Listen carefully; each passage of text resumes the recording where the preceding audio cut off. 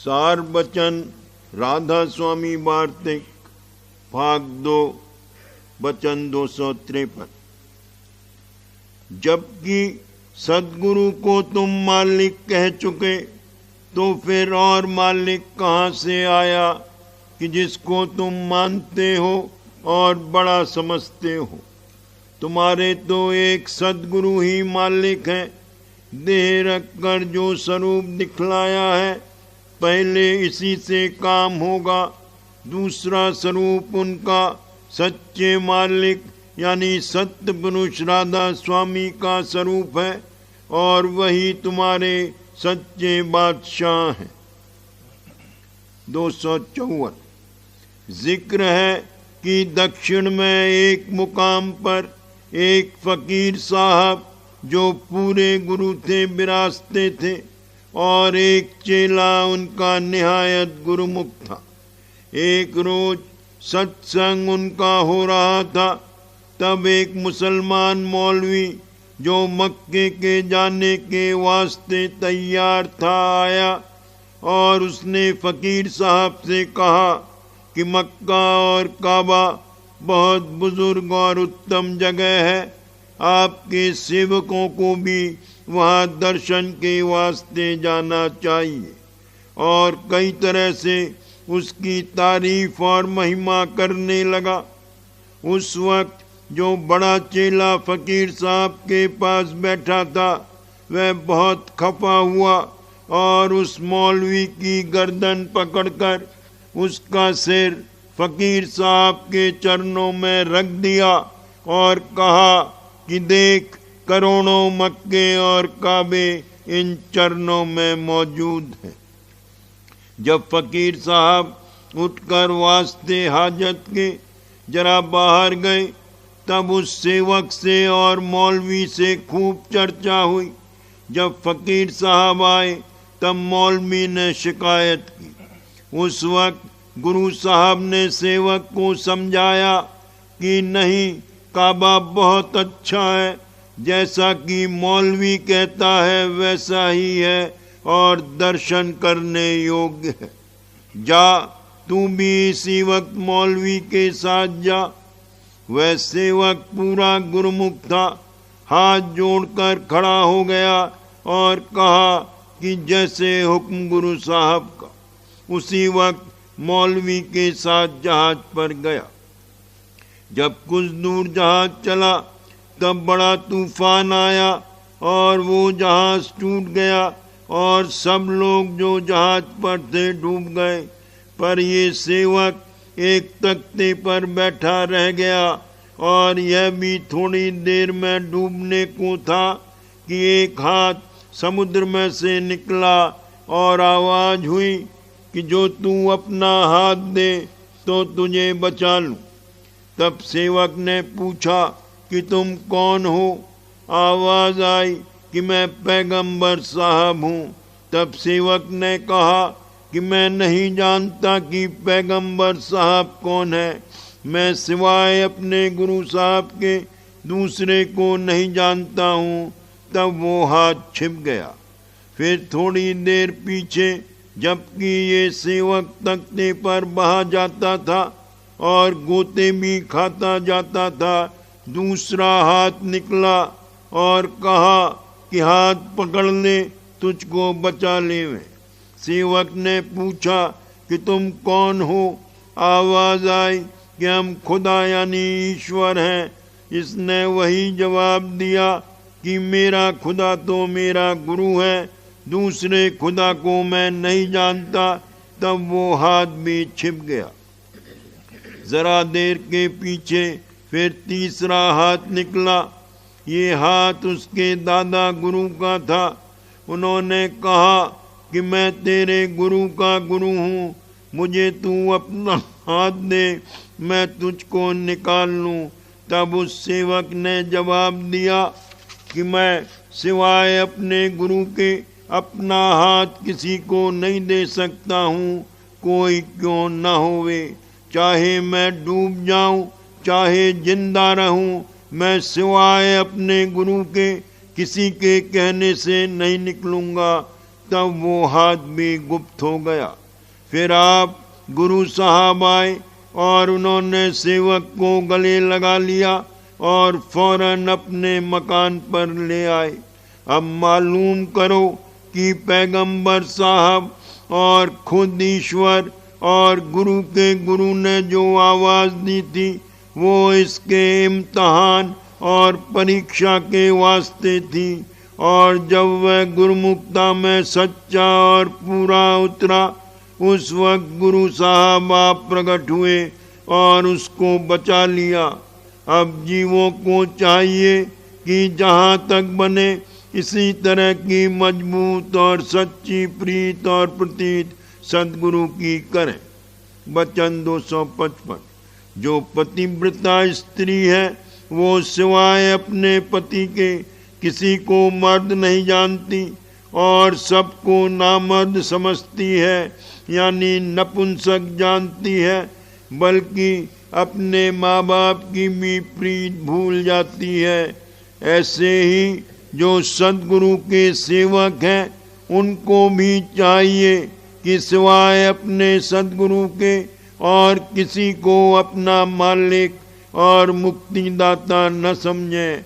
और जो पिछले संत हुए हैं उनको जब तक माने कि जब तक उनको अपने वक्त के पूरे गुरु नहीं मिले, और जब सद्गुरु मिल जावे फिर पतिव्रता की तरह जो कुछ समझे उन्हीं को समझे और दूसरे पर भाव न लावे।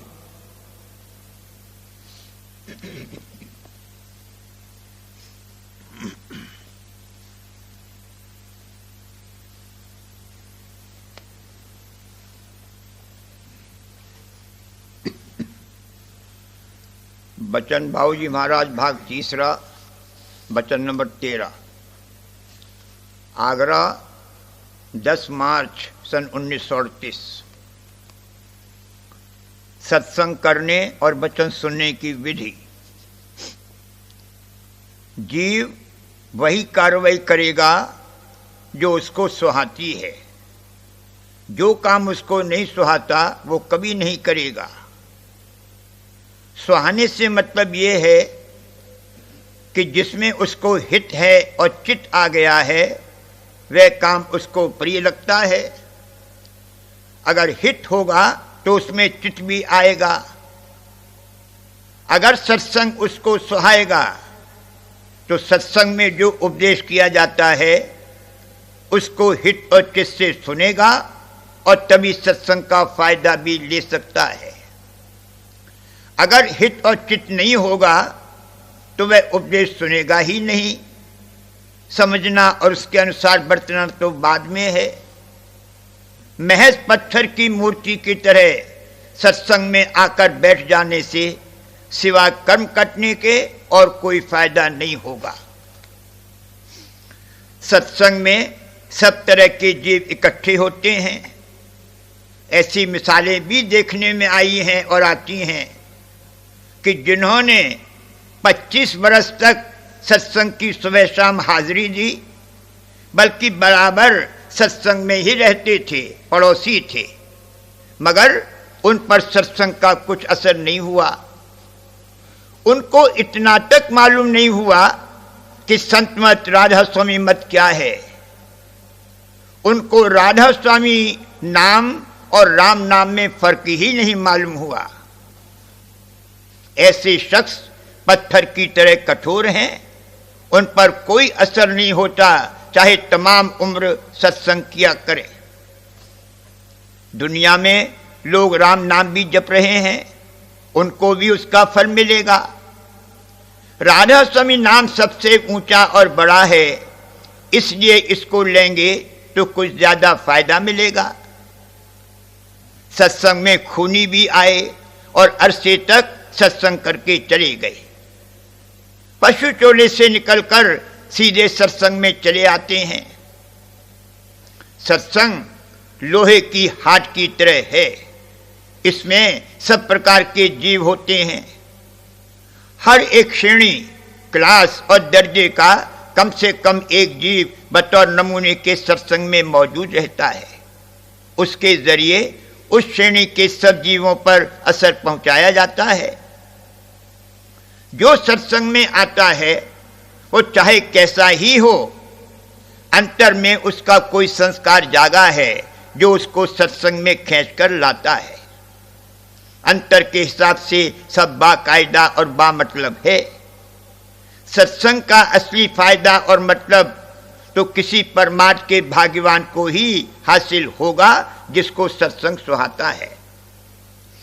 बाकी और जीव जिनका किसी तरह का भी सत्संग से नाता जुड़ता है, उनको इतना फायदा तो होगा कि उनके कर्म बहुत जल्द कटेंगे और आगे के लिए संस्कार और अधिकार पैदा होगा।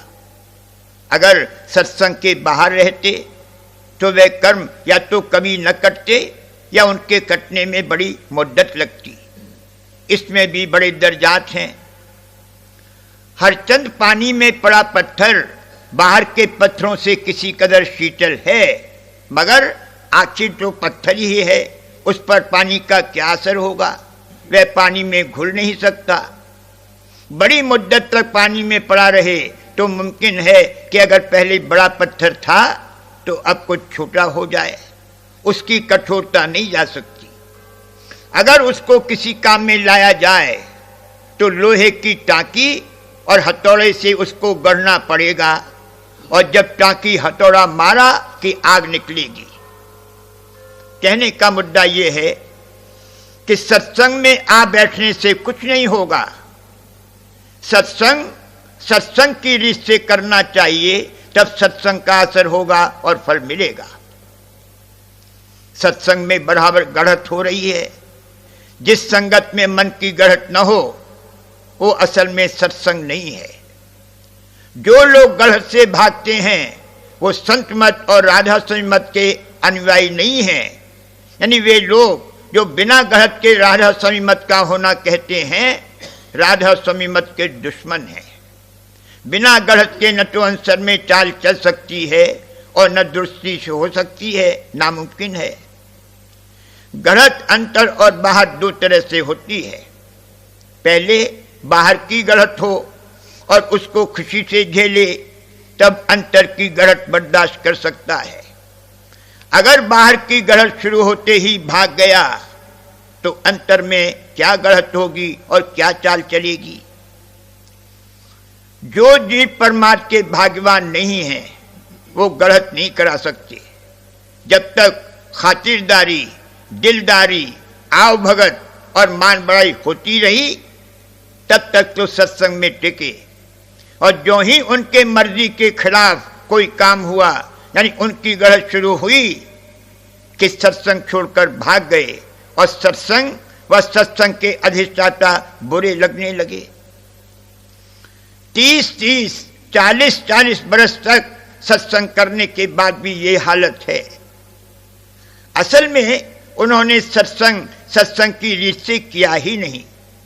इतने दिनों सत्संग में मालिक की दया से और किसी पुराने संस्कार की वजह से पड़े थे। सत्संग का उपदेश न उन्होंने कभी हिच्चे से सुना और न समझा।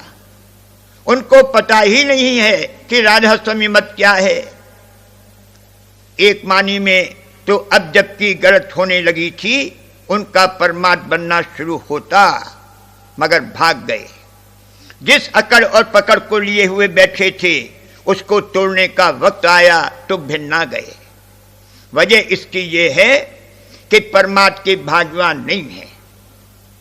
जो परमार्थी और भक्तजन हैं वो तो चाहते हैं कि गढ़त के लिए कोई बीमारी हमेशा हमारे पीछे लगी ही रहे और कोई ना कोई दिक्कत, तरद्दुद, मुसीबत और तकलीफ हमेशा बनी रहे।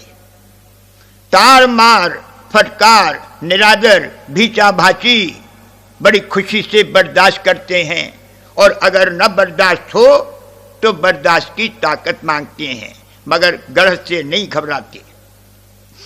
अगर गढ़त न हो तो पुकारते हैं कि गढ़त हो।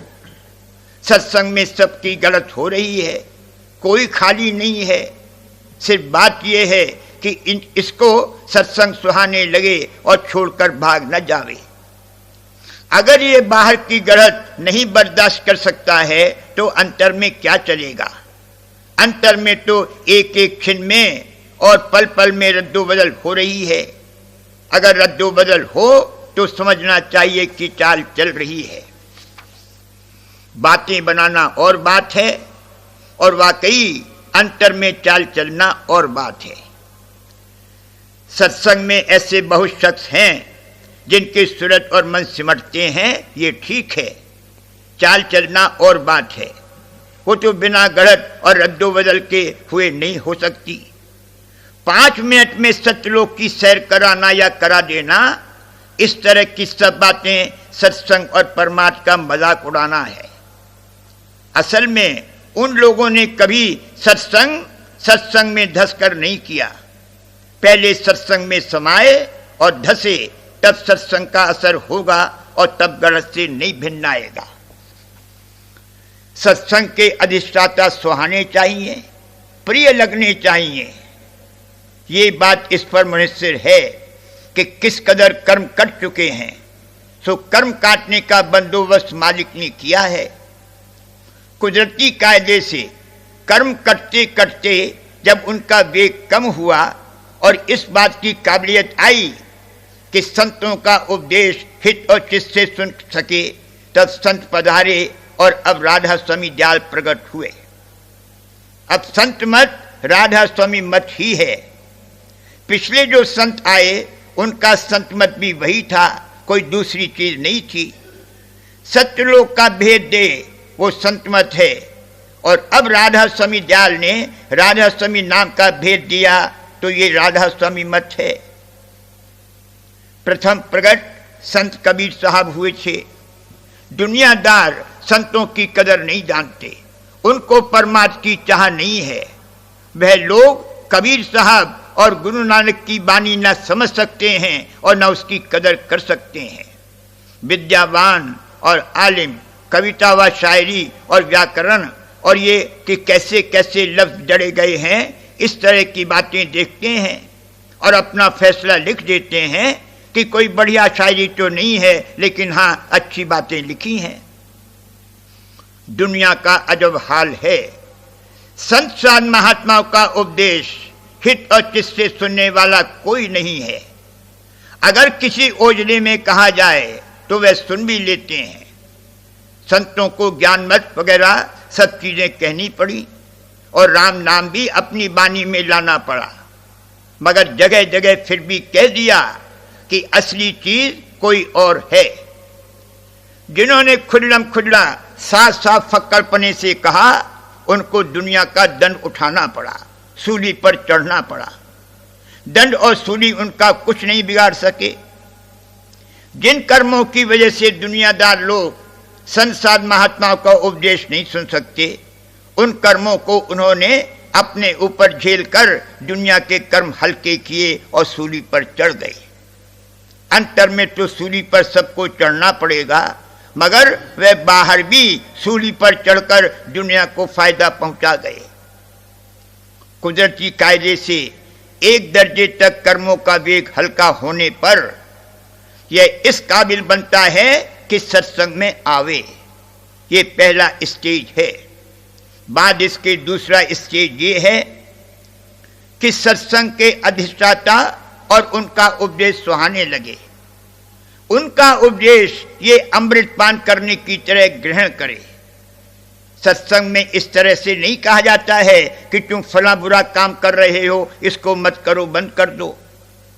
सत्संग में सिर्फ उसूल बयान किया जाता है। इसलिए ये निहायत जरूरी है कि ये सत्संग का उपदेश हित से सुने और वह उसको सुहाए। बजाय सुहाने के अगर ये उसको सुनकर भिन्ना उठे और अकड़ जाए या भाग जाए तो फिर कुछ फायदा नहीं होगा। उपदेश और वचन के वक्त किसी और चीज का ख्याल नहीं करना चाहिए। जैसे अमृत पी रहा हो, इस तरह से बड़े हित और चित्त के साथ सुने जाना चाहिए। जैसा ऊपर कहा गया है, सत्संग में सिर्फ उसूल बयान किया जाता है और उसको सुनकर उसी वक्त अगर ये ख्याल करने लगा कि यह अंग तो मुझ में नहीं है या ऐसा काम तो मैंने नहीं किया था या कि फला बात तो ऐसी है, गलत कही जा रही है, या कि जो करतूत इसने पहले की है उसको चर्चा से विधि मिलाकर या अपने माफिक चर्चा के मानी लगाकर उसको ठीक और दुरुस्त साबित करने की कोशिश में लग गया, या जैसे कचहरी में मुल्जिम अपने इल्जाम की सफाई के लिए वकालत करता है उस तरह ये उसमें लग गया, तो ये वही बात हुई कि चोर की दाढ़ी में तिनका। चाहिए कि जितने वक्त वचन व चर्चा हो उतनी देर के लिए इन ख्यालात को बंद रखे, बाद में इनका गुनावन और अपनी सफाई की वकालत करे। अगर उसी वक्त ये काम करने लग गया तो न सुन सकेगा, न समझ सकेगा और न याद रख सकेगा और न उसके माफिक अमल कर सकेगा, तो फिर फायदा भी क्या होगा।